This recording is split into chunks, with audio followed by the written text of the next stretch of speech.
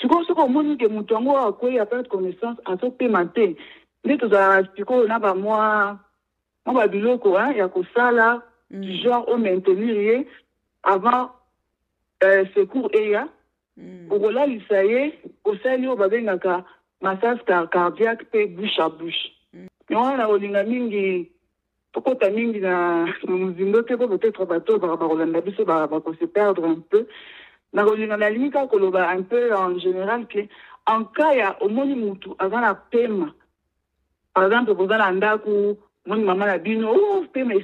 ekei eloko ya liboso eza olalisi ye nanu na se otie mopanzi epe ofungoli ye monoko ça c'est la chose la plus importante ya kosala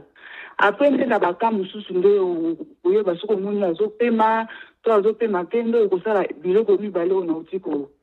koloba wana. Donc c'est un peu ça. Est-ce que moyen ezali ya koexplike ata nde nini ya kosala bouche à bouche massage cardiaque wana moyen ezali ya koexplike yango? Premièrement yango wana basala yango il faut soki mutu aza na problème wana ya pema par exemple ka kwei eloko ya liboso il faut osassurer ke azopema kopema okoyeba ndeni ke mutu azopema okopusa na pembeni na ye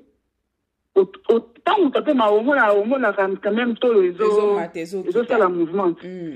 ezomata ezokita soki omoni ke azopema otie mopanzi na position latérale de sécurité ofungoli monoko soki aza na chambre ofungoli fenêtre l'essentiel kaka ke mopepe ezala sikoyo so remarke ke moto azopema te aza inconscient wana nde okobalola ye otie ye na mokongo olalisi ye ndenge tolalaka na mbeto olali otie mokongo na nsima nte okomi kosala massage cardiaque basalaka yango ndenge na insufflation tobengaka bouche à bouche eza osali oke bisika oyo na katikati ya mabele omoni na bakoti na biso ezalaka na bisika moko boye donc entre nos deux seins bisika wana omeki kokanga maboko na yo j'aurais voulu que ezala par exemple moi image mpona kolakisa bato mais je pense que bakocomprendre ozokomprime bisika donc eza ndeti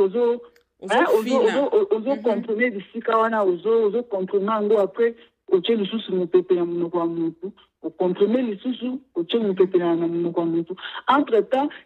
ntango yo ozosala bongo so par exemple bato baza pembeni wana motu moko deja asala bengi secours to yo moko avant obanda kosala yango obengi deja secours obele ye boya kosunga ngai obandi koyede motu bongo donc eloko wana ezalaka kaka na ngonga moko ya mokie ekoki kosunga motu mpe soki oyebi makambo te omona moto akufi te kaka boye donc il faut kozala vraiment mwa lombangu mwa lombangu osali yango na mwa lombangu kozala mpe mwa dynamique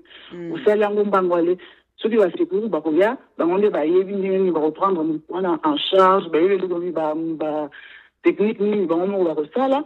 mais yo entre temps par moi eloko moko mokie kaka osali osauve motu vite donc c'est un peu ça.